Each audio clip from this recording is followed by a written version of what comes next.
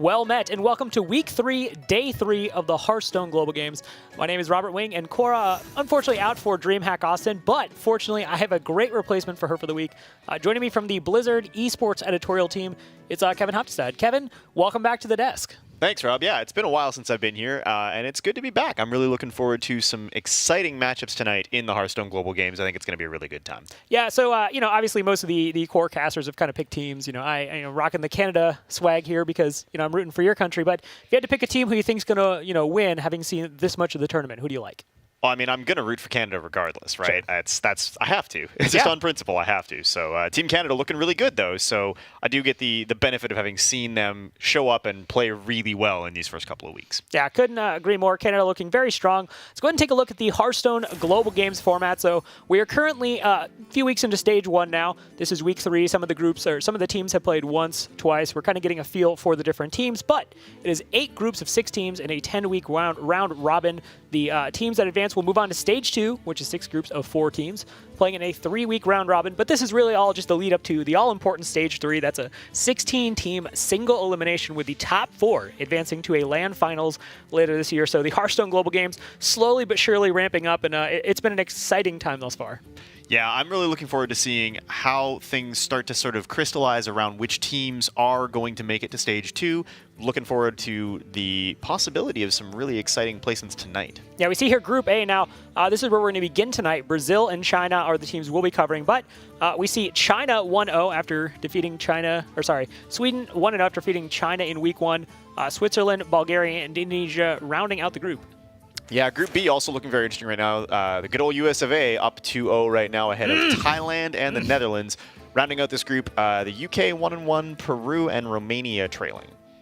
Yeah, so Group C, Russia, to the surprise of no one, up 1-0. New Zealand also on the board with that 1-0 score. Argentina and Spain 1-1 apiece, and rounding out the bottom of the group is Austria and Australia, still looking for that first win. In Group D, Slovakia, Hungary, and Portugal all rocking the 1-0 perfect record so far. Hard fought for Hungary and Portugal. South Korea, Hong Kong, and Greece are trailing in D. All right, and Group E, Italy and Japan at the top, that perfect score. Again, that's what you're striving for. Finland, Norway, Chile, Israel, rounding out the other 4 spots in Group E. Group F, good old Team Canada, 6-0 in games for a 2-0 match record. They are leading Malaysia and Denmark, with Belgium, France, and Kazakhstan pulling up the rear. Yeah, shout out to my boys Canada. They're going to make Rob winning with the pick. Group G now, this is where we'll be in our second match of the evening. Taiwan and Turkey atop, but tons of room, I think, in this group, and that's a story we'll get into later for the other teams to see how they're going to get out of this stage.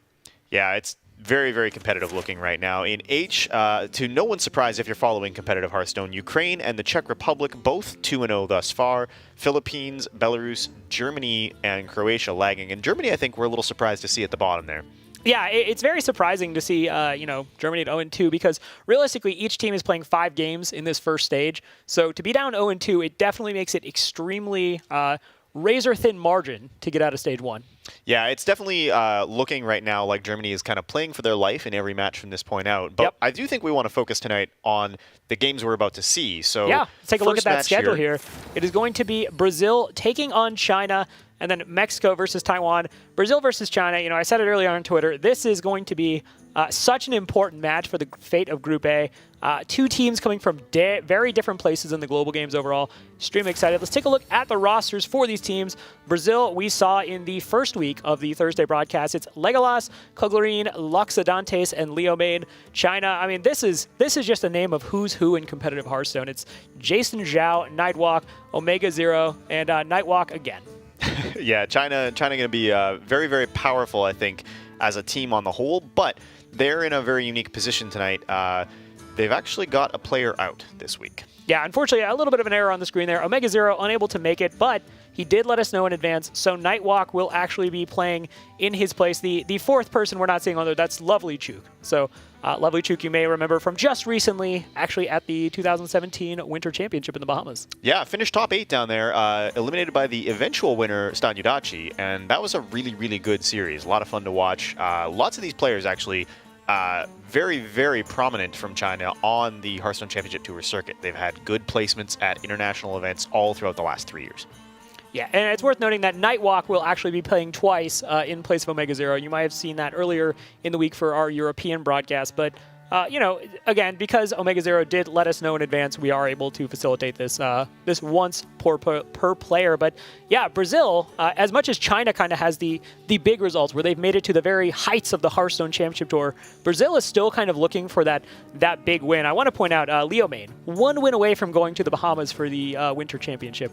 Koglarin, 2 wins away. So, as China has kind of experienced that success on the global stage, Brazil is just within inches of getting there. And, we looked at the groups just a bit ago, but here's where we currently stand.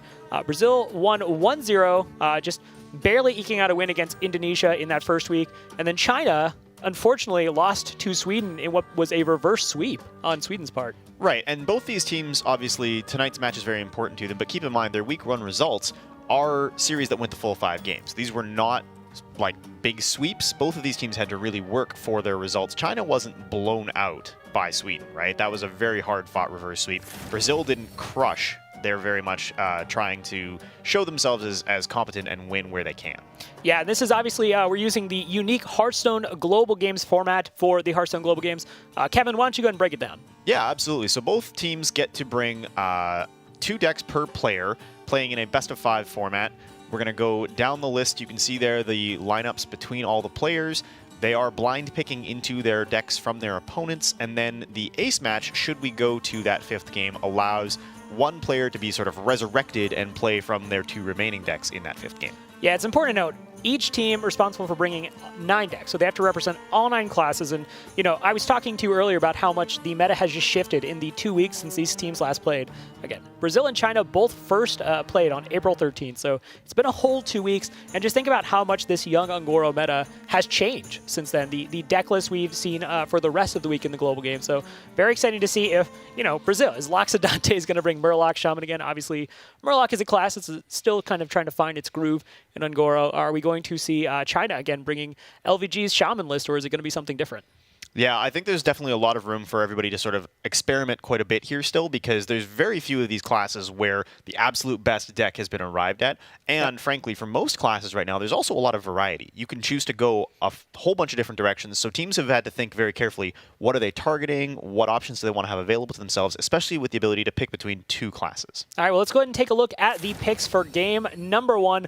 Loxodonte is going to be bringing the Druid, and Lovely Chew going to be bringing Rogue. So Druid, definitely a class that, as Ungoro has continued, we've seen some changes to the class. People were kind of flirting with Jade Druid early on. They were running, cards like Druid of the Claw, cards that, in the most recent version, Tempo Saiyans, think about Twitter all the time, Saiyan's version, is more refined now, and people are kind of arriving at, okay, this is what Jade Druid actually looks like. So I'm curious to see if Loxodonte has kind of bought into the hype around Jade Druid, or if we are going to just see that more aggressive style of Druid.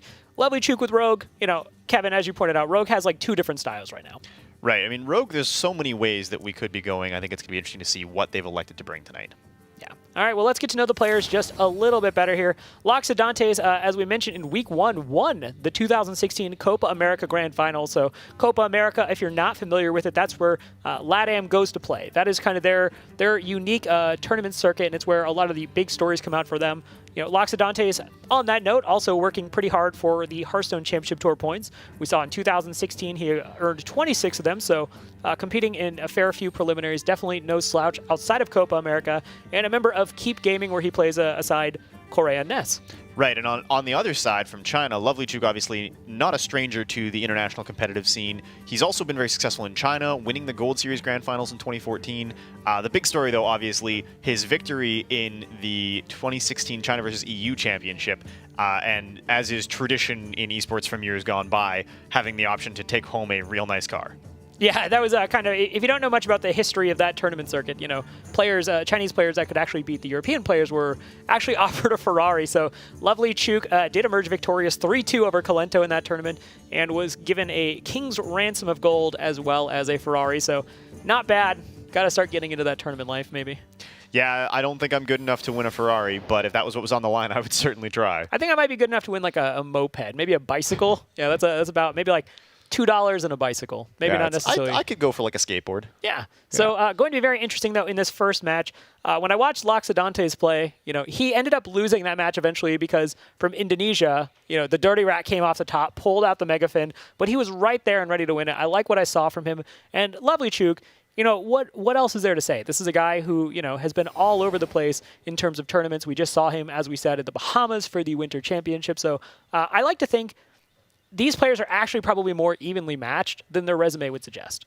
I think the players are. I think the question will be the classes, right? Yeah. On paper, you have to be, I think, looking to the Rogue player here to be more successful. Rogue is likely the class that has the most flexibility, the most options, and Druid is a class, even if they go for a more aggressive sort of token-style lineup, they take advantage of things like living mana, Rogue still has a really great toolkit for answering a lot of that. Yep. And I think we're going to see, even if it ends up being like a Miracle or a Tempo Rogue, a lot of possibility that Rogue just gets to make the decisions in the early game, which is where Aggro Druid sort of needs to spin up its early board presence. Yeah, we see the teams getting ready there. China, in their first week, we're all playing together from the same house. You see them all there playing together once again. Now, I do want to point out, Brazil, Loxodontes, is going to have the aid of his countrymen. He will be working with them via voice comm, so whatever the platform of his choice is. But you see him getting ready and conversing with his teams. This is a team story. This is not necessarily just Loxodontes versus Lovely Chook. This is Brazil versus China. I want to touch on this really quickly. China, 0-1 in this group, Brazil up 1-0. If China goes down 0-2, the odds of them getting out of this group are just substantially worse. We saw after Romania lost, RDU, was on social media saying it's going to be a very difficult thing for us to get out of group. We're going to try, but China, tonight, without Omega Zero, arguably one of the best players in the world. 6 #1 finishes on the China ladder. Let that number sink in. It's ridiculous. He's a guy that the rest of the Chinese scene goes to for deck lists that eventually make it over to the Western world. So without him and being down 0-1, there's a very real chance China ends up in dangerous waters. Yeah, China really needs this one. And, this is a real opportunity for Brazil, right? Brazil, I think, is one of the countries that the Latin American scene is kind of rallying around right now. They're really excited about the potential outcome here. If Brazil can go up 2-0 over top of what you could argue is the strongest team in this group, that's a real solid statement and pretty much assures them that they're going to get out of groups. Yeah, and I've been talking to Legolas just recently, and apparently a lot of the LATAM countries and players have been rallying around Brazil. They're saying, hey, go get this win, go beat China. This is an extremely strong, powerful team. Show them what LATAM can do. And it's kind of hard for me not to get swept up in the excitement. I find myself kind of rooting just a little bit for Brazil and the LATAM team in general because they're just so close to having that big breakout performance, and the Hearthstone Global Games could be where it begins. Yeah, China, I don't think we can count out at this point. Even down Omega Zero, they are still a force to be reckoned with. But if you're going to pick somebody to root for in this situation, my heart is with Brazil, right? They're the underdog. They've got a real opportunity to demonstrate exactly what they're capable of here. And we are in a very flexible situation where the meta just isn't very defined yet. Well, I know it's pretty defined here, which is Crystal Core Rogue against aggressive decks, and that is exactly what Loxodontes is rocking. We see him bringing the Aggro Druid, the Telltale Signs, the cheap Minion Curve, Mark of the Lotus. Meanwhile, China, we see their Lovely Chook with the Caverns Below, which obviously indicates that is Crystal Core Rogue. Kevin, how do these matchups tend to go? This is going to be a real challenge because China obviously has bounce effects available to them in the mulligan, which is really powerful. They're going to play the quest right out, but it's going to be very difficult if they don't hit something valuable and easy to play on turn 2 that they can continue to bounce. They really need to see some kind of effective minion, preferably something that cycles, like a Novice Engineer would be really big here. The Druid, I think, is actually in a very powerful position. You can establish board presence against Quest Rogue, and Quest Rogue doesn't really do anything to answer board presence in the early game. They're too busy sort of playing their own game and setting up their own win condition to try and contest the board. So if Brazil gets on the board and starts getting some early chip damage before China can really get set up, they're going to be in a lot of trouble. Yeah, and Aggro Druid has this situation where the hand either kind of goes or it doesn't. There's not a lot of in-between in terms of the overall success of the hand, but we do see here a pretty okay opener, I would imagine. This is not quite the ridiculous opener. Now, Bittertide Hydra was, say, a Ravasaur Runt or, something, Fire Elemental something, sorry, Flame Elemental, then yeah, things are a little bit different. As it is right now, they do have the solid option, though, to just put out 2 minions and immediately go for the buff. Honestly, looking at this situation, if you are the Druid player with Innervate and Coin in hand, you can play that turn 2 Hydra, and there's nothing that Quest Rogue does that can actually answer that because they don't run Sap. They don't run any of the really obvious removal. There's no Vile Spine Slayer. There's no way to get that thing off the board. And if you're Brazil in this situation where you've already seen the quest come down from the Rogue player, you know that there's no removal in play. Yeah, I mean, some decks do run backstab, but again, it's not an auto inclusion anymore. You know, even Vanish is basically, is it there, is it not? It's, again, these players don't know the deck list. In the Hearthstone Championship Tour, that is a luxury they have, is kind of knowing the deck list and knowing what to do from there. But, man, I would just love to see that Bittertide Hydra come out for the reasons you illustrated. Once that Bittertide Hydra hits the board, what is the Rogue actually going to do? You know, Brazil's like, great, bounce minions, get to your quest, take 8 damage a turn. Yeah, I mean, if you're China in this situation where you can't even make a turn 2 play, you're forced to hero power on the back of the quest. You have actually accomplished nothing in this game so far. You have done nothing to advance your own win condition. They've got now a really good setup where they're going to be able to take advantage of the South Sea deckhand, bounce it right away several times, get that quest rolling really early. But even if they do, if this Hydra comes down and they start taking 8 damage a turn, that puts them on a clock where by the time the quest goes off, they're already dead. And I like this because there was the possibility, you know, you have Ravasaur Runt, you have Argent Squire, you could have gone for the buff, you could have looked into, you know, the cash in on that Mark of the Lotus, but no, it's Bittertide Hydra time, and we see Lovely Chook. Lovely Chook's like, oh, wait, I'll do Glacial Shard. Yeah, you can see their initial reaction was definitely concern. Now they feel pretty good, and this is absolutely the reason that this card appears in Quest Rogue, because now they're going to bounce this Glacial Shard and just keep using it to freeze the Hydra over and over and over again. That's an enormous opportunity for China, where they've just totally made that minion a non-issue on the board. It's not going to get to attack, ever. You know, and this is, I feel like Bittertide Hydra, in every tournament setting we've seen it done thus far, has really yet to hit like that point where it comes down and it's just allowed to do its business. It is unfortunately just, it is just getting wrecked by greater arcane missiles, it's getting wrecked by Glacial Shard, but one thing now Brazil can do is start looking to go wide. Thankfully, they do have the small minions in hand to get the Ravasaur Runt buffed up. They can look at Mark of the Lotusing next turn. They know that Glacial Shard can only freeze 1 minion per turn. Or phase, but you know that's probably not a relevant factor right now. Right, they're going to look to continue freezing this Hydra, and they also have to consider, too, the organic choice here might be go aggressive on the quest, get it done as early as possible. But they may actually want to sort of stabilize here and bounce the shard once per turn, allowing them to continue freezing the Hydra instead. At some point, they have to also take into consideration that once they stop freezing the Hydra, that's still a problem on the board. It still takes 2 minions for them to counter it, and that's a real consideration for China right now. Yeah, so Brazil choosing there to drop the Raven, drop the Squire, go ahead and cash in on that Mark of the Lotus. Smart odds is that Ravasaur Runt is going to be able to still get the buff later on. So intimidating board from Brazil, but you know, knowing that every single turn, if there are bounce effects, that Glacial Shard can just keep coming back. And you know, Brazil forced to operate on what information they do have, which is there is a Glacial Shard in hand. That's what they know. Right, and as this Glacial Shard continues to come down, as China is able to hold back these charge minions that they can eventually set up, as wide as the board goes for Brazil, it doesn't actually chip away at the rogue health enough turn by turn for them to be able to threaten lethal in any meaningful capacity. And unfortunately, one of the downsides, and we don't talk about this a lot, but one of the downsides of Innervate is you thin your hand, and the Druid player here is not running reload, right? Like, Aggro Druid is not running a whole bunch of ways for players to get more cards in hand. Once this Ravasaur Runt comes down, that's basically all there is available to Brazil as a whole. They're probably in a lot of trouble here because there's not going to be a lot of room for them to actually deal damage, and China gets to now set off the quest whenever they're ready and basically take total control of this game. That said, we do see the second Ravasaur Runt come into hand. There might be some opportunities to adapt the Ravasaur Runt in a way that's advantageous, but yeah, we are getting to that point where next turn, Glacial Shard's coming down again. Go time. Right, and Brazil is going to have to think very carefully here. If they play both of them, they are sort of running the risk that they don't actually get exactly what they want for options here. And these are not the options they wanted. They were looking for attack value, they were looking for poisonous, they were looking for stealth potentially as a way to hide these minions and use them to get the trades they need. Divine Shield, not very helpful. Living Spores, in theory, very powerful for the token style that they're running, but in practice, not going to do a lot for them here. It's the least worst option they've got in front of them. And they are going to just go for it. They're going to go wide, they're going to play everything. Second one also, again, not exactly what they were hoping for. Divine Shield, again, kind of gives them some options. It allows them to maybe take one trade where they wouldn't have been able to otherwise. But, I mean, this is it. Crystal Core is coming out this turn.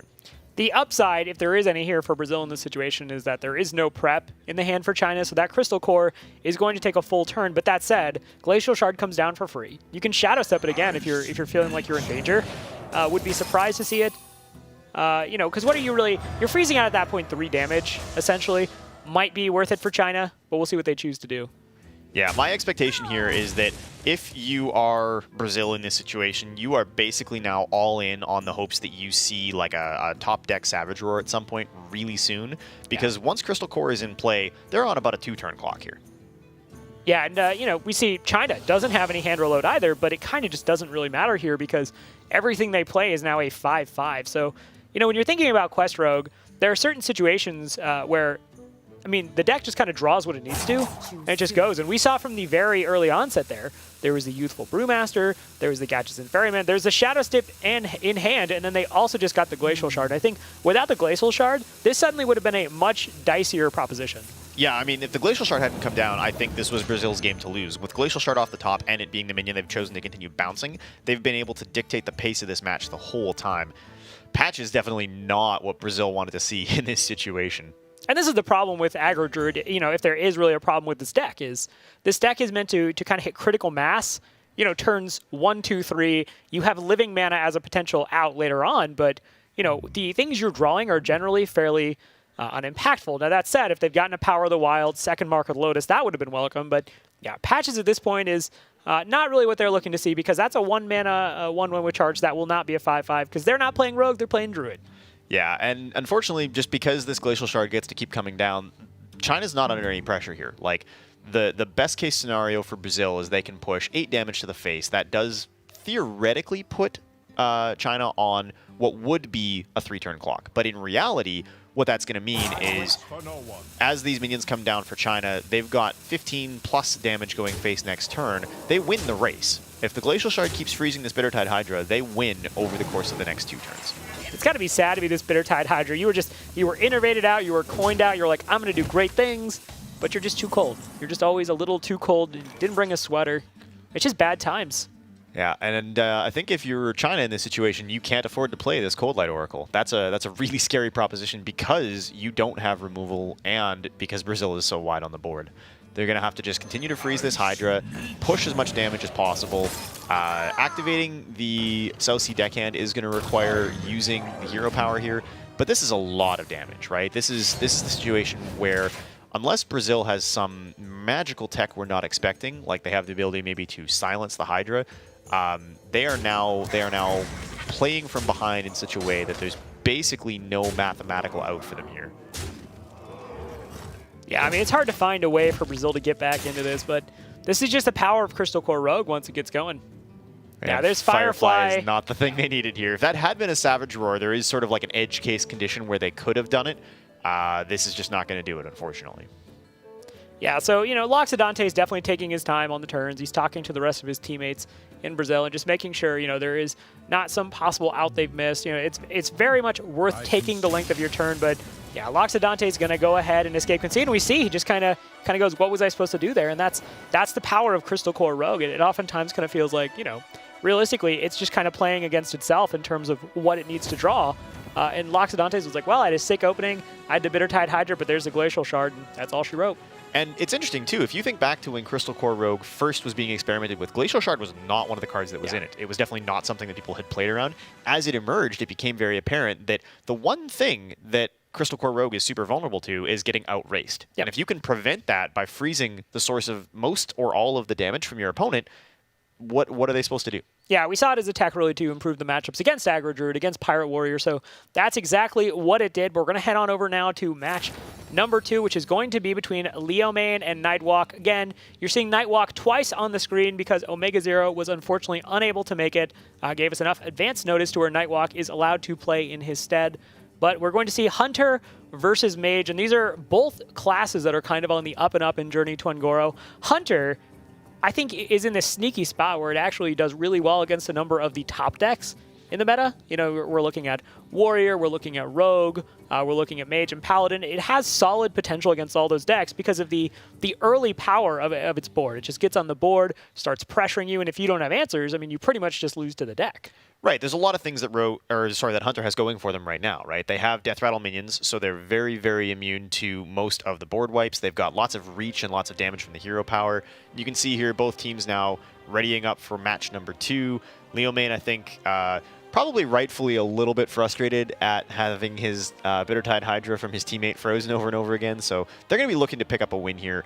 What do you expect Nightwalk to be piloting for Mage from China?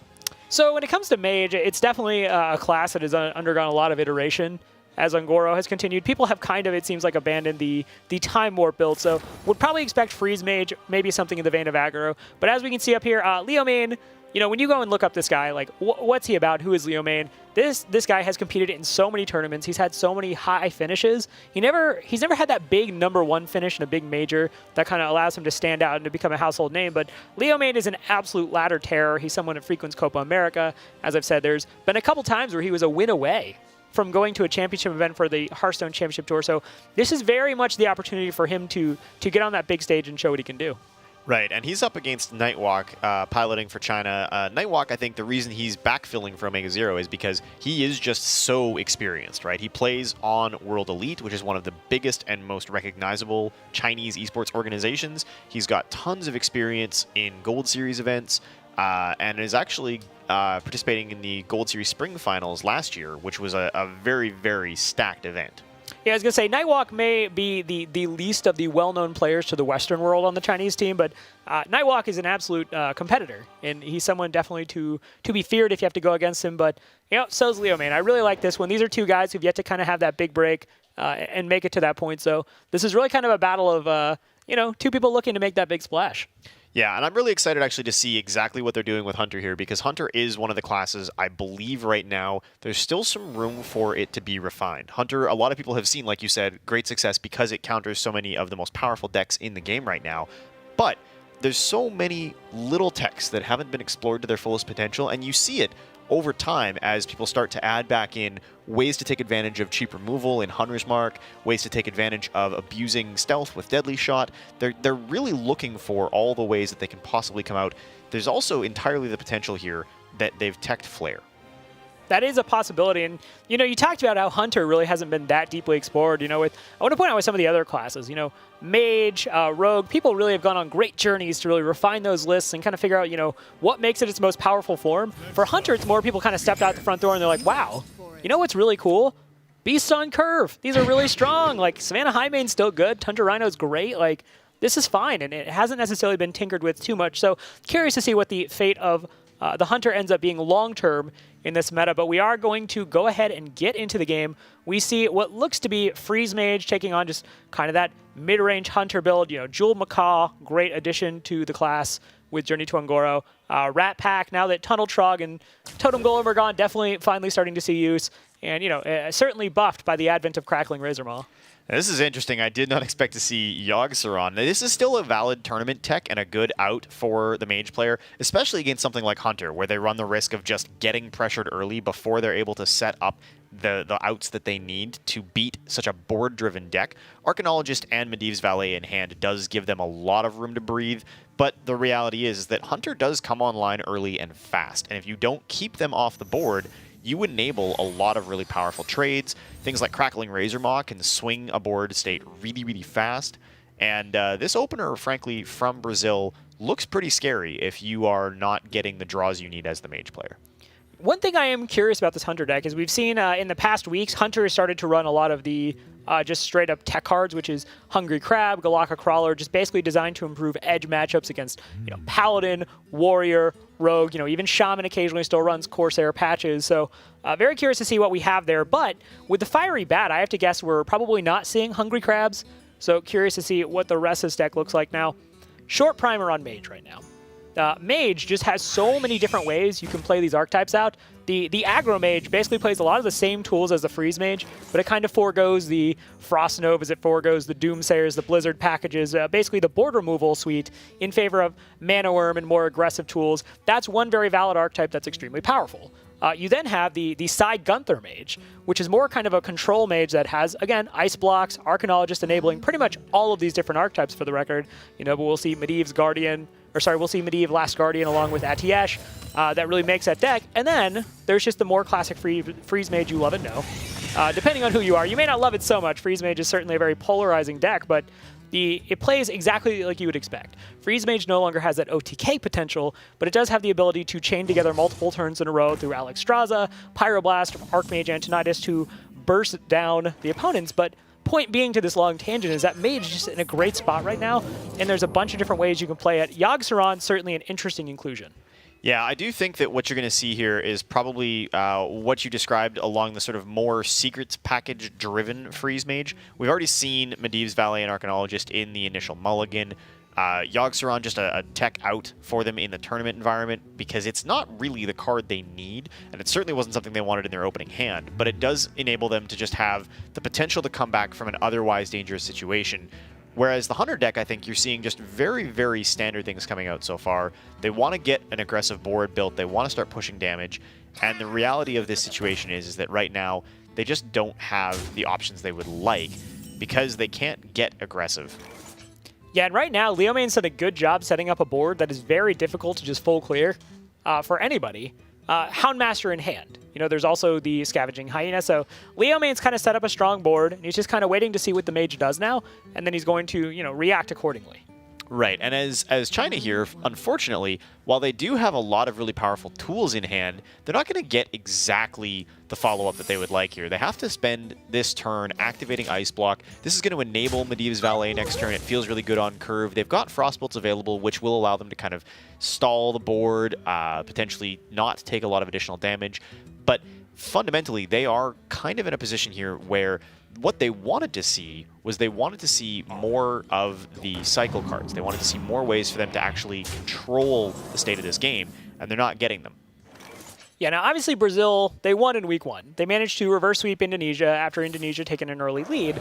Leomain was, part of the group that unfortunately, lost out early. He lost with that Jade Druid, and afterwards he got on social media and was saying he didn't feel good about how it went. He felt like there were some communication gaps within the team. And there's a lot better room for them to be playing. That was not their best Hearthstone by any stretch of the imagination. So very interested to see how Brazil performs this week and what changes they've made. Obviously, we, as I point out, Leomain not playing that Druid, now playing on Hunter. Very curious if that's one of those changes he was maybe talking about. Right, and we talked earlier about how there's just a lot of power in Hunter again because the things that depressed Hunter, right, the removal of Reno during the rotation, things like that, have kind of opened space back up for Hunter to be able to get on the board and deal damage. This is not a great matchup when you don't see continuous evolution of your options turn over turn. Having a bunch of 1 and 2 drops in hand, it doesn't feel really great. Now, Dispatch Kodo off the Jeweled Macaw, that is a card I'm surprised is not seeing more play. I was actually, when we were just this past weekend doing the Collegiate Hearthstone Championship, Brian Kibler and I were talking about that, and he made a great case why Stampeding Kodo, even if you're not running hand buffs, is just an extremely powerful minion, harkening back to Keeper of the Grove. Would you play Keeper of the Grove if you, could have the silence option? It's still a beast, so obviously coming off Jeweled Macaw, but an extremely powerful card in its own right, and allows Leomain to just go ahead and clear off the damage Arcanologist. Right, I mean, it's Dispatch Kodo was very much designed to take advantage of the hand buff mechanic. It doesn't get some of the same power value otherwise, but you're right. I mean, in this situation, if nothing else, off the Jeweled Macaw, it cleaned up curve for them a little bit. It opens up some opportunity for them to sort of assert themselves on the board, and this Freeze Mage deck is not hitting wide removal. They don't have anything in hand that's going to allow them to actually clear this board. So they've got to start and think about, is it worth triggering this Rat Pack? Is giving a Hunter 4 1/1 tokens right now a thing that we're willing to do? And right now, I think in China's position, you have to look at that and say, with the hand we have, we don't have a choice. We need to get Thalnos on the board. We need to cycle. We need to get more options available to us. But if you're Brazil here, that Scavenging Hyena has to look enormously tempting. Yeah, I mean, anytime you can just put the Hyena down, it's just going to get value. I mean, even if it doesn't necessarily, actually connect, which if it did, it'd just be a ton of damage based on what we can see on the board. You're still demanding an answer to a growing threat, and that's frankly what makes Hyena so amazing. It's getting a lot of attack, but it's also getting some degree of health. So as that continues to go up, realistically, it's harder to deal with. So usually it requires a response immediately, something like a Fireball, Frostbolt in the vein of Burn. Obviously, Polymorph not really being run in Freeze Mage. Right. Polymorph just doesn't feel like a good tech card in a meta where you're dealing with things like Crystal Core from Rogue. But this is going to take some of the best burn that China has available to them and convert it into removal, which, if you're Brazil, that's the best case scenario for you. You're taking the things that you're worried about playing around out of the equation. They're not dealing a lot of damage right now to China, but they're also taking none themselves. So they basically have to figure out what is China's hand state right now. Do they have Alexstrasza? Is that what that first card in hand that they've been sitting on all game is? Because that's a serious consideration. If they have Alexstrasza and follow-up already in play, Hunter doesn't have a good answer for that. But if it's not, maybe they've actually got some good potential. All right, so that Scavenging Hyena going to be buffed all the way up to 8-5, so definitely very menacing. Not a lot of thought given by China. This is certainly one of the nice things about everybody in the room. There's like Fireball, right? Fireball, Fireball. So Fireball deals with that Scavenging Hyena, and they're just going to continue to clean up the board. And to the point you were making earlier, Hunter is currently not putting up a lot of pressure, but there is that Flare you mentioned, and oh my goodness, that I think right there could be an absolute game changer. Obviously, Flare comes out, not only cycle a card, that's just a pleasant upside, but it destroys Ice Block.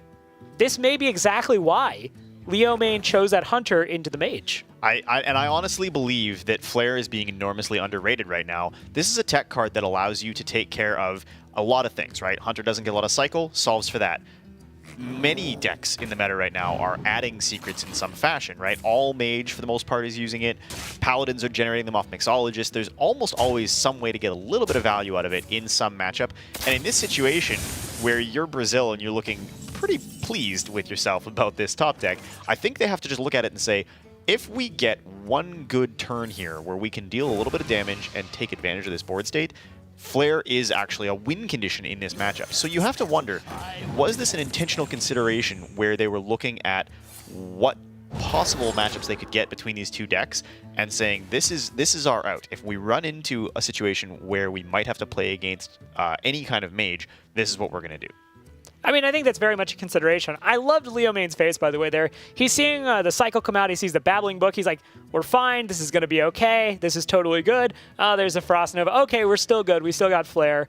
I do kind of wonder, when you launch that kill command the last turn, are you maybe telegraphing a little bit of what's going on as you save that one card? Are you maybe giving China a little more information than you mean to? The only play around is Alexstrasza.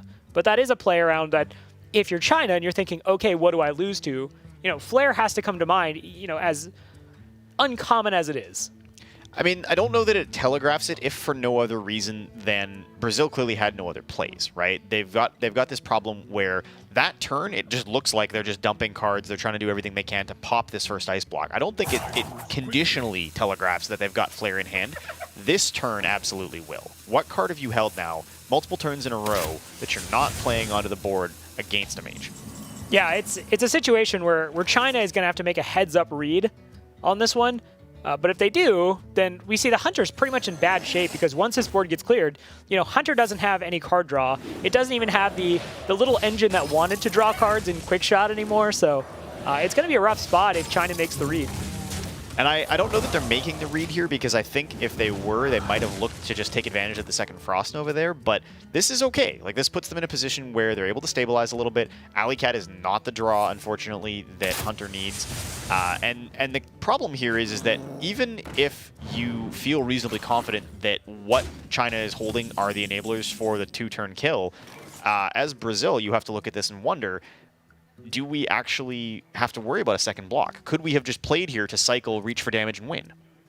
I think in every situation, I have to say, I would have kept Flare there. Like, I keep Flare until it's a guaranteed killed every single time in this situation. It's just, to me, it's tomfoolery not to, Kevin Ovdestad. It's just absurd. Right, and so I agree. I don't think you throw it away because you're gambling on top decking the other kill command, and you can't afford to do that.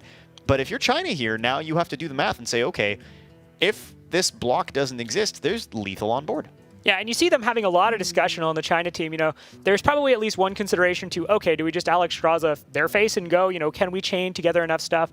Looks like they're just going for Antonidas potentially. If they do that, they don't have a spell to immediately, use with. They're probably just going to use the hero power to ping off a minion.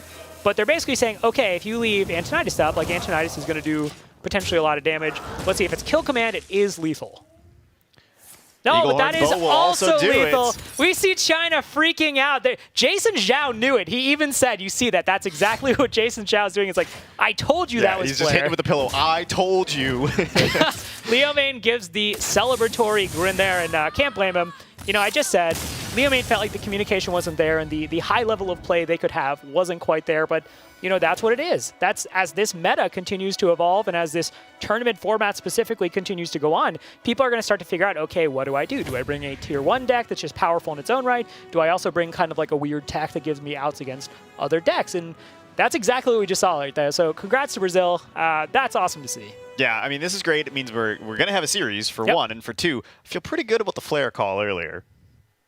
Pretty good. Yeah, I mean, I think Jason Zhao knew what it was. Yeah. Let's go ahead and take a look now at match number 3. We're going to be getting right into that one. It is going to be Koglarine versus Nightwalk again. So Nightwalk, you know, there's a chance he didn't listen to Jason Zhao. Might just listen to him a little bit more. But it's going to be Koglarine on that Rogue versus Nightwalk on the Shaman. So Shaman, our once not so benevolent overlord in Hearthstone, the terror in the streets, Thrall, you know, and obviously Morgul, kind of his left-hand man. Not so great anymore. These are lean times if you're, you know, commanding the elements. Yeah, we went from Shaman tier meaning something to meaning something totally different back to kind of its original meaning. So it's been interesting to sort of watch that evolution. It is, though, possible, right, that if this is like an Elemental or an Elemental Jade hybrid Shaman, there is actually enough removal in that style of Shaman deck to contest the early board against Quest Rogue. If they don't have all of the bounce effects lined up ready to go in that opening mulligan, there is the possibility that something like Maelstrom Portal or even just early taunt minions actually allows them to sort of protect their board state. And all it takes really is for Elemental Shaman to get to sort of that string of critical turns where they get to start and fire off major back-to-back elemental effects that actually maybe allows them to be competitive on board even against this style of Rogue. Yeah, and you know, it's not to say that Shaman's necessarily in a weak spot so much as a lot of the other classes are just in a really powerful spot right now. Shaman is still doing kind of what it's always done best, which is, you know, crowd the board, you know, keep going, building up the turns and, you know, move towards Bloodlust. The problem is that Bloodlust obviously is not nearly as powerful now as it once was, but, you know, Koglarine, as we've kind of labored about thus far, Koglarine is an extremely good Hearthstone player. This is somebody who's been all over the Hearthstone Championship Tour circuit, always just that one win away from making it to one of the majors. So for him, and as well as Leo Main, this is the opportunity to come out here and again, prove what they can do. And getting this win against Nightwalk and pushing them one game closer to beating China is absolutely something that's on their minds. Yeah, Nightwalk here again, obviously. He's piloting in place of Omega Zero. He is doing a really great job, and I think that last matchup, you had to just look at it and say, the reality was if Hunter techs Flare, that's a super favorable matchup for the Hunter player when they can disable one of the core ways that you stay in that game against a deck that gets on the board and deals that much initial damage. So I don't think that Nightwalk has done anything wrong here. I think he's still a very scary player, and I'm actually really excited to see what he does with Shaman. I mean, I'm just saying, again, reading body language, even while they were going through, you know, that last little bit on screen while we were talking, Jason Jazz kind of be like, I know, what did I tell you? I told you that was Flare, and I was like, I know, man, look, I'm sorry, look, we'll check for the Flare next time, it's fine. And truthfully, they played around the Flare. They cleared minions off the board. They went, okay, we have to be aware that there's lethal on board if there's a Flare in that hand. They could have Alex Drazen. They could have Alex Drazen. But I mean, I think that's a serious concern. Like, they looked at their outs and they said, if we don't Alex Drazen aggressively, we can't win. Yeah. So we need that option available to us. We're going to do this. We're going to clear the board. We're going to take away the risk of lethal.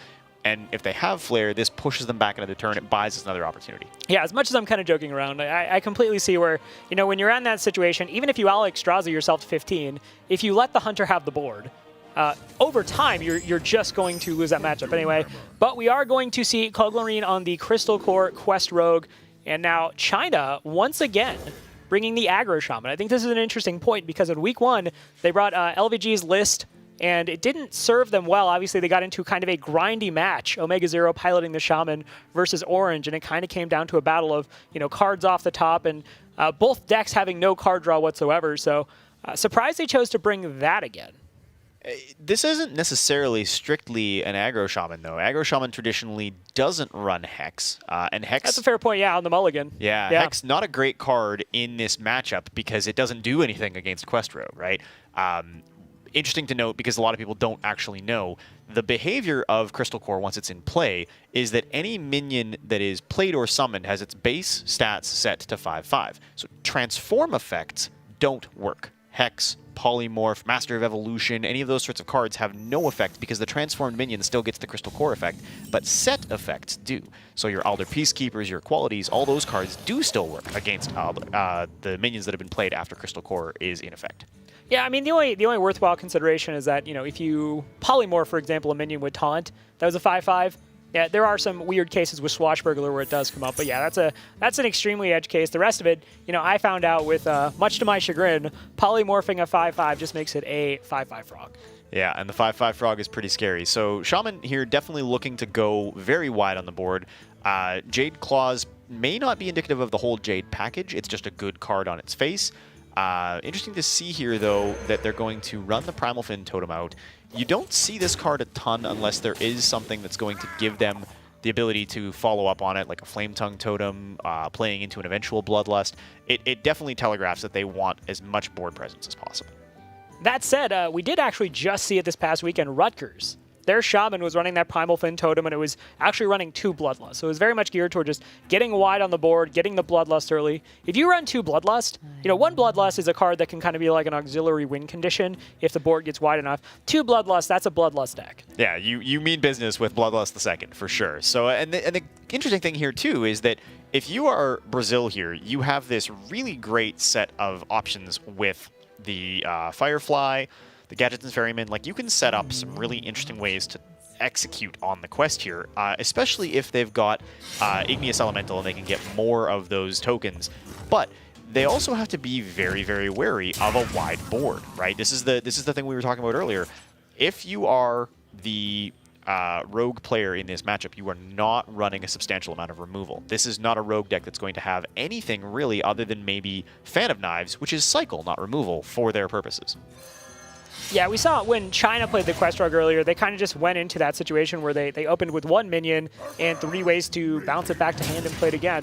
Unfortunately, Brazil, not that fortunate, and this is already looking like there's a lot of pressure on the board that they're going to have to deal with. So, if you're at home and you're running into Quest Rogue sometimes in ranked play and you're like, well, how do I beat them? This is how. You go wide, you put out a lot of pressure, and you force the Rogue to have answers because the Quest Rogue is so narrow in its scope in terms of what it's trying to do that oftentimes it gives up a lot of what makes Rogue so good at kind of removing minions. And there's so many things here that the Rogue has to consider. I mean, prep into Mimic Pod feels really good on its face because you get a free spell, you get things that might allow you to activate the quest, but it removes the prep for the actual quest card, right? Crystal Core being played for 5 doesn't feel as good. You really want to hold prep as much as possible. And unfortunately, in some ways, while you want to continue bouncing your minions to make sure that you execute on the quest, when you're seeing a board this wide, you also kind of need some board presence. Yeah, it's a rough spot to be in, and this is where the deck actually, as much as it kind of gets a bad rap, and perhaps rightfully so playing against it, this is one of those situations where you have to start figuring out, okay, how do I survive until I actually start drawing into the things that allow me to bounce my cards? That's what I have to do to win the game. How do I basically commit my resources in a manner that allows me to stay alive long enough to do that? And, it's not like China's necessarily putting up massive threats here, but they are multiplying. The Primal Fin Totem, not dealt with, continues to exert pressure. So this is a tall order for Brazil in this matchup. And if you're sitting in Brazil's seat right now, you are now thinking, okay, what happens if next turn the card that comes out is Bloodlust? Like, what are we worrying about here in terms of the risk of being just chipped down? Because unfortunately, when you're playing Quest Rogue, you are using your life as a resource. You are using early life in those first few turns as a way to sort of buy you some time while you establish the things you need to activate the quest and win the game. And taking a little bit of chip damage is pretty normal as Quest Rogue. Quite frequently, when you end games as Quest Rogue, you look at your health total and you're at half, and that's okay. You knew that going in, that was part of your battle plan. But this is a situation where you start and you look and you do the math and you think, okay, there's only 5 damage represented here, but Bloodlust turns that into 20 damage. We can't afford to take 20 damage next turn. I do want to highlight, well, I thought initially that this was the same Shaman deck that they were running in week 1. We're seeing more and more things that, if memory serves, were not in that deck. Defender of Argus has been a card that used to just be all over the place in Shaman, obviously. You're generating minions via the hero power, you're making totems, so Defender of Argus more often than not is going to have targets to hit, but yeah, Defender of Argus definitely gives the Shaman player some more protection in terms of just blocking out things that have charge, blocking out just minion damage in general. So I like Defender of Argus, obviously, and Shaman. That's not a high reach that's been around for a while. I'm very curious what this list is, though. Yeah, and I mean, it's going to be interesting because I do think that if they put out Defender of Argus, it does telegraph that they maybe teched a little bit for this matchup, and it certainly telegraphs an eventual Bloodlust, because they're going to be looking to defend the Primal Fin Totem, so they just keep going wide on the board turn after turn.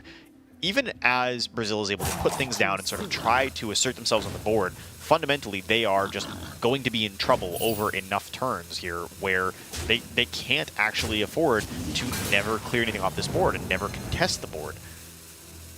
All right, so we're going to see the Gadgets and Ferryman come down, bounce one of the Stone Tusk boards.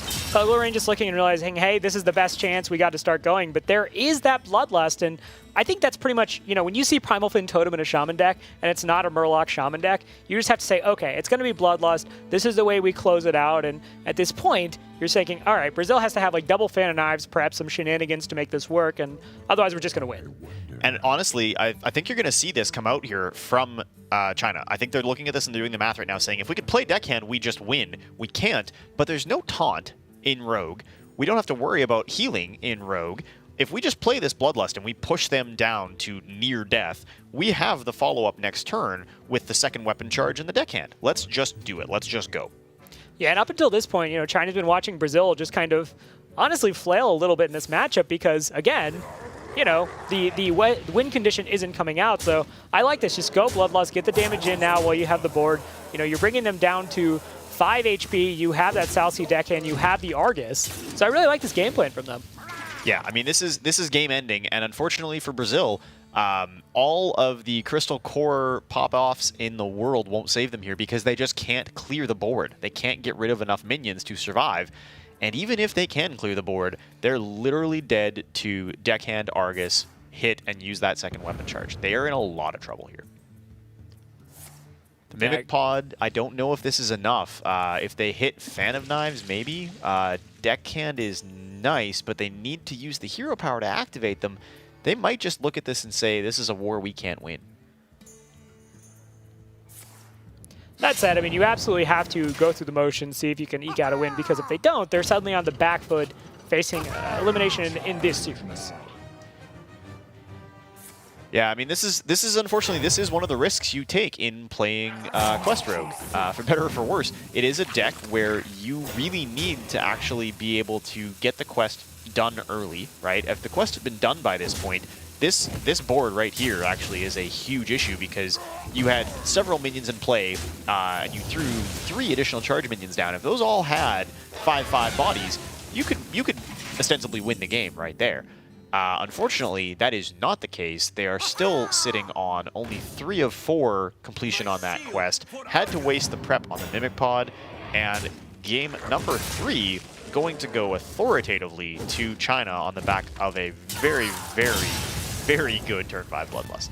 This is the second game in a row now we've seen unique text put into the decks to allow the key decks to deal with certain matchups more favorably. And you know, we saw Flare, we saw the Defender of Argus, we saw the Bloodlust. So I really like what we're seeing this week as both of these teams kind of come to the table understanding, hey, I'm facing a really good, really powerful opponent. I need to make sure I've done my prep. Yeah, literally done some prep. Yeah, that's good. That wasn't even intentional, so please don't make dad jokes in chat. I swear, I just turned 30 right now and I'm extra sensitive to them, so... Yeah, it's we know it's okay. There's definitely some very clever tech. The turn 5 Bloodlust play I like especially from China because that's just such a smart read to look at that and say we know there's no out here, right? Yeah. There's no way for the rogue player to come back. Even if they can execute on the quest, fundamentally dropping them to that low health total allows them to just be in the driver's seat. And they stay there the rest of the game no matter what Brazil had to play. Yeah, and sometimes you just think to yourself, okay, well, Bloodlust is how I'm going to close this out. That's the finisher. But if you're doing the math, if you're counting what you have on board and you're counting how you're incrementing out your damage, you can arrive at the exact same conclusion they did where, you know, you're thinking Murloc Tidehunter creates a 1/1 with taunt, but that's probably the only taunt we're going to run into. So hats off to China. They need one more game. Let's go ahead and get into it now. It's going to be game number 4, Brazil versus China, and it is going to be Legolas versus Jason Zhao. Going to be Warrior versus Mage.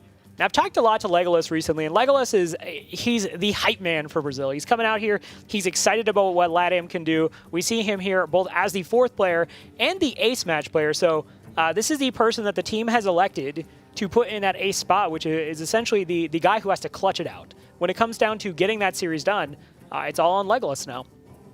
The same is true, though, for China with Jason Zhao, and this is actually very interesting because we were talking before about how Mage and Warrior used to have these really polarized matchups. Like, once upon a time, this was a match where if you thought this was a Freeze Mage and you thought this was a Control Warrior, now a Quest Warrior, you think, okay, this is pretty one-sided. There's a good, solid chance that China just gets this one for free. But in this situation, Mage actually does have enough burn to do a lot of work against Warrior, and Warrior now runs less armor than ever.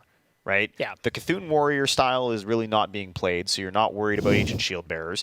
Most Warriors, if they're running armor, they're running Ally Armorsmith if they're playing the quest, and maybe Shield Block. And that's basically it. So Freeze does actually have enough burn to work its way through that.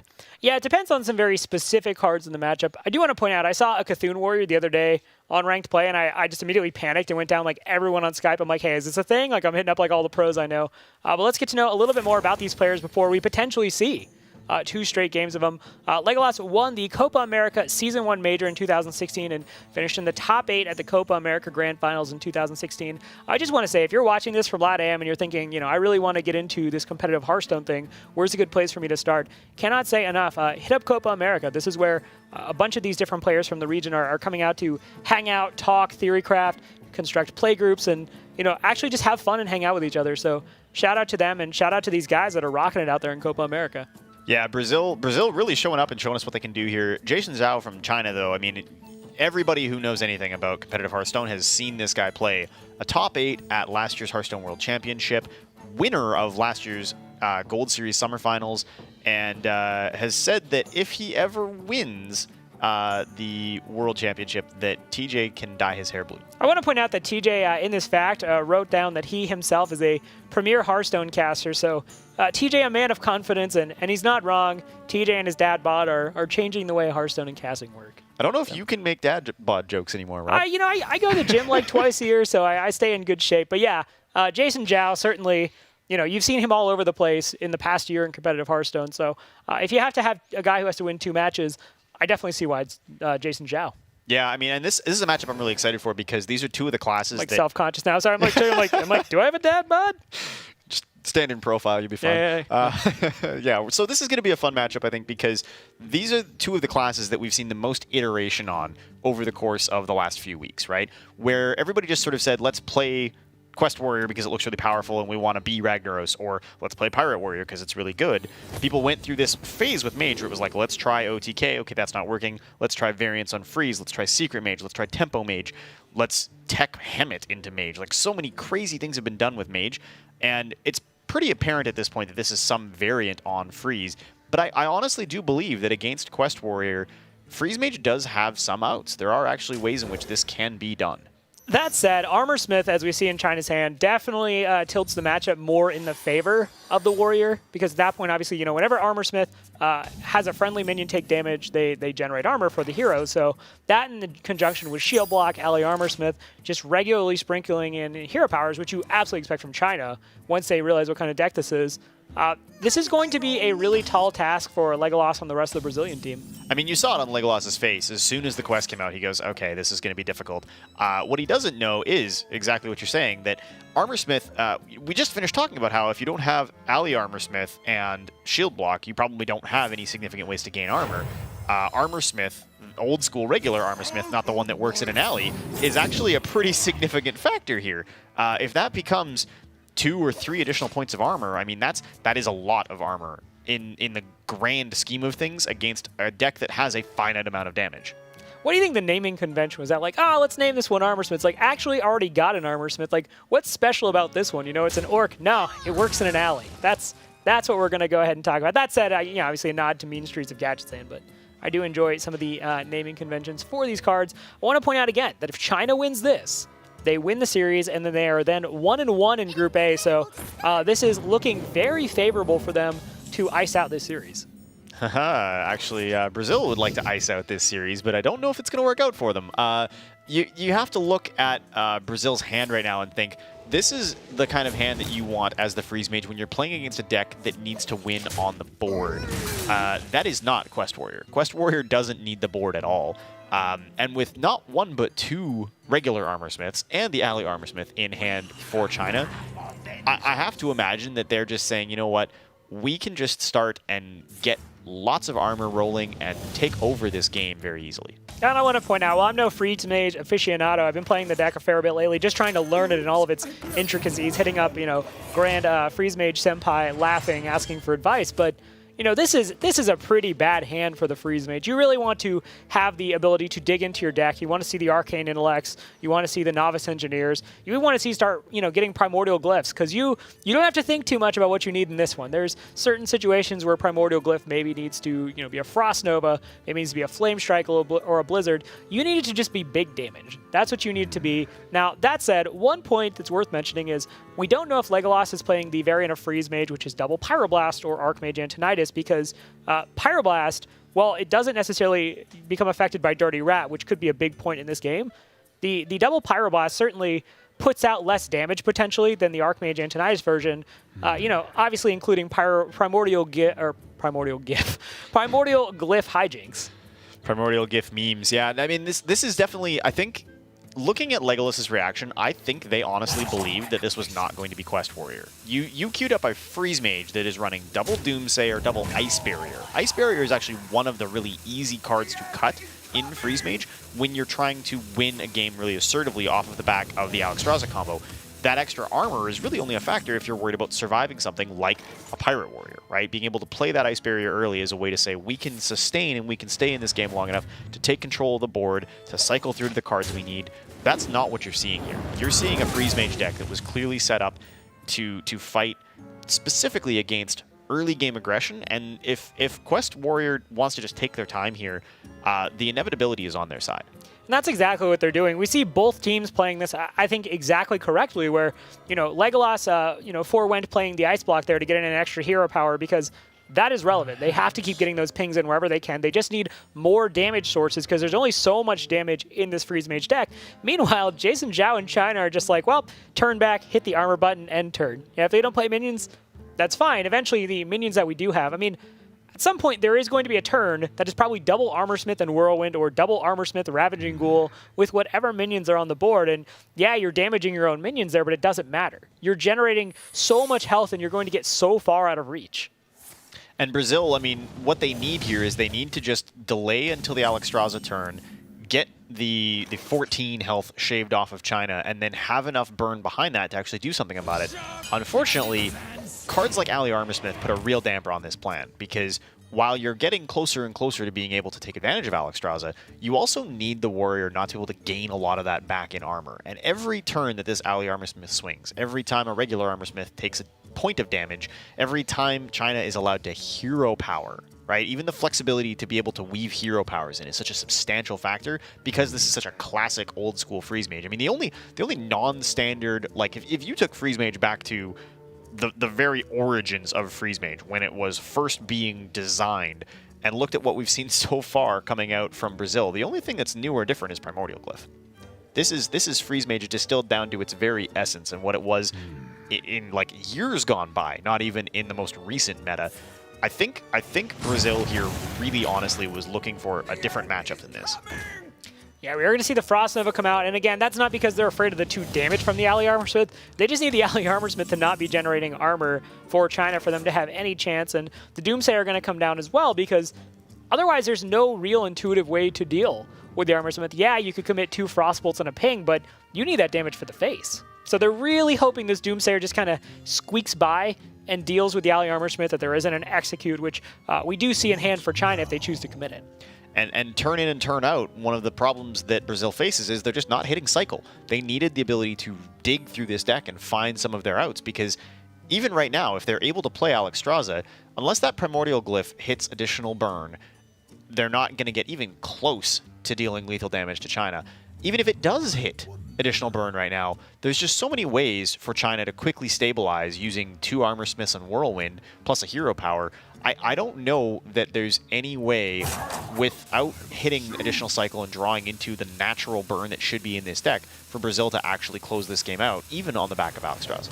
Yeah, I think what we might see here, honestly, is just go for, sometime in the next 2 turns, use the Primordial Glyph, see if you can find some extra burn, and then on 9, just go. Just Alexstrasza, commit whatever burn, just trust that you're going to draw the fireballs, trust you're going to draw the pyroblast in there to just close out the game, because inevitability does not favor them here. They need to, at some point, just make the decision to go. And frankly, this is what makes Freeze Mage such a fun deck to me, is you have to see the lines, and oftentimes it's not about making perfect plays that you wouldn't just kind of a textbook theoretical situation. It's about reading the matchup, understanding where you win, and just going for it and you're hoping you're rewarded. We saw George C. just put on a clinic recently on how to play Freeze Mage, and while he didn't win, he definitely went for it and showed, you make the lines that you think will let you win. They don't know that there's double Armor Smith in the hand for China. And they can't even afford to play around it. Like, they have to just act like that's not a real consideration. Being offered Fireball alongside Counterspell was really interesting, because against every other quest, you would be super excited to see Counterspell. There's just so many ways that you can use that to negate the spell-based quests. Alexstrasza on 9, like a mandatory play here. But if you were playing against Quest Rogue, if you were playing against a number of the other things that you could be up against here, it would feel really good to have Counterspell as an option. In reality right now, they're just looking at their hand and saying, okay, like, oh, hello. Maybe we don't have enough burn, I was going to say. Yeah, the times they are changing. Yeah, I mean, that's a fair amount of damage. We see there, 6, 12, 15, 18 points of damage, and this can all be used on one turn. And if they don't clear Alexstrasza, they can actually use some of that damage to clear the taunt minion and take Alexstrasza to the face. So China now has to make some very, very difficult decisions here. How much damage are we playing around? Can we take ourselves out of range? Do we need to Legolas's reaction, no! That's not what you want to see! The Armor Smith coming down, and China are not taking any chances. They just know they're like, okay, well, Alexstrasza's down, so they were planning to kill us. Let's just go ahead and activate all that armor. And Legolas having exactly the reaction you would have in this matchup. And honestly, sucks to see. You see him telling the team, well, there's Armor Smiths. What am I supposed to do here? Yeah, and unfortunately, the problem here is that there's just no good way for them to react to this. They can't afford to Blizzard, so that does no good. The damage they have in hand doesn't push anywhere near enough for them to meaningfully counter what China just gained in armor.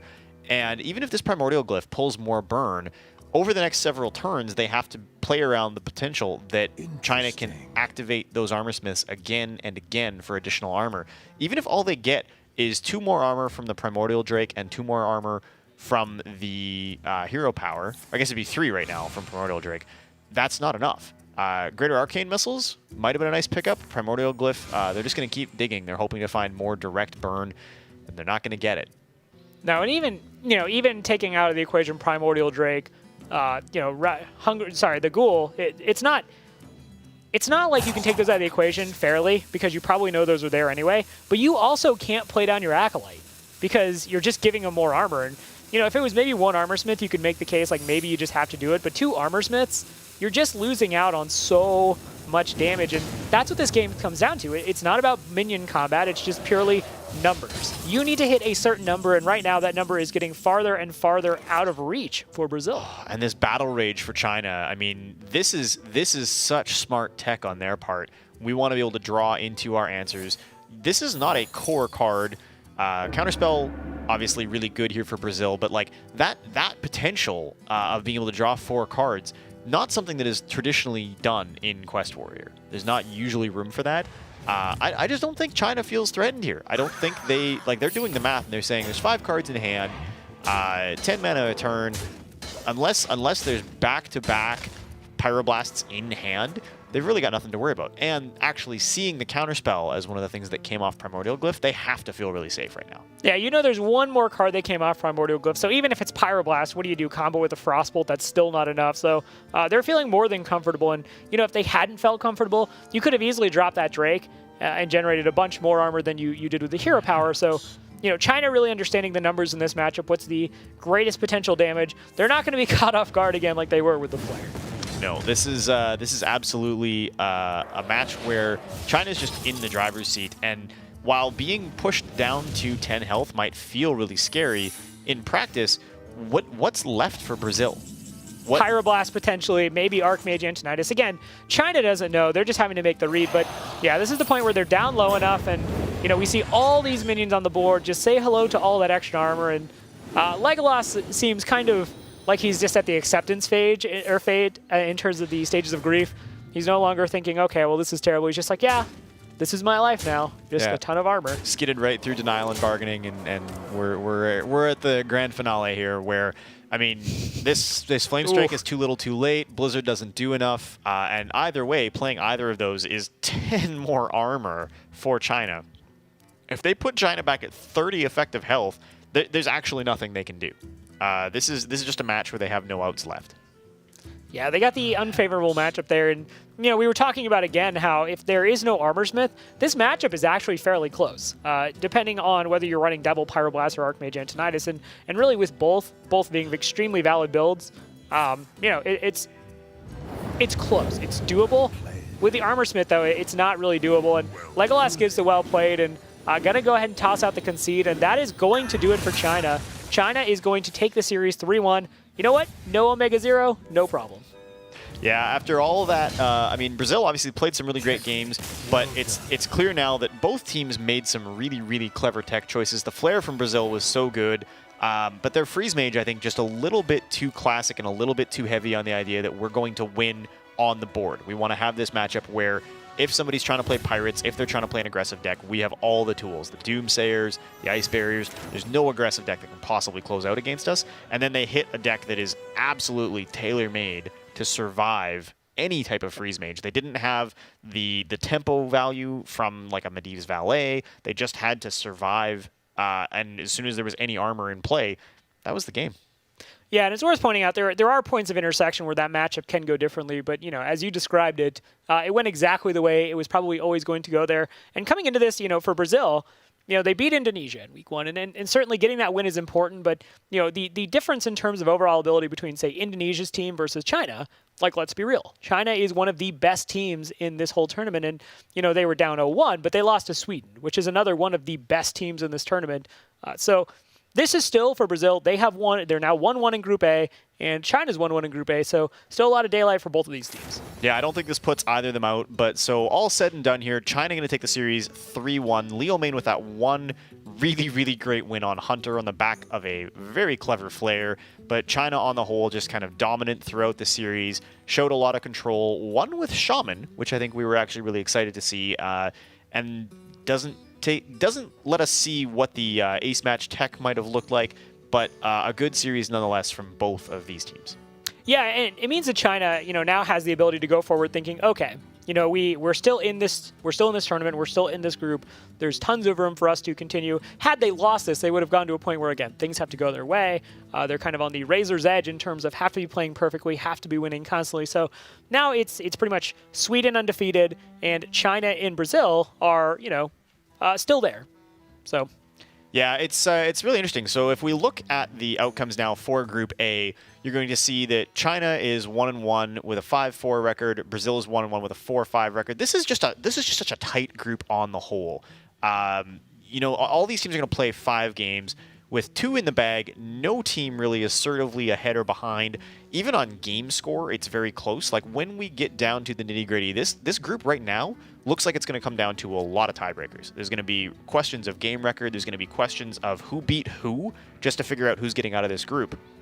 Yeah, so if you're one of those people out there who's, cheering for LATAM, you're really rooting for Argentina, Peru, Brazil, all these countries still, I think this is still one of those things where you take lessons from this, you figure out, okay, how do we get better? With the Hunter innovation worked, bringing that Flare, that was a big win, but like I said, still plenty of tournament for them, and I love the passion that's coming from Brazil overall.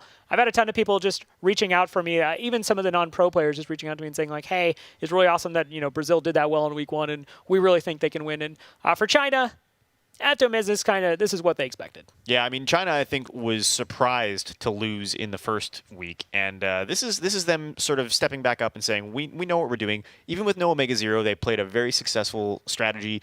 That lineup clearly tailored to take advantage of some very specific pairings and sort of looking for where they could take advantage of their tech. Means that the group is still very much able to go either way. Brazil's not out, China's not necessarily in, yeah, but it feels like China really asserted themselves tonight.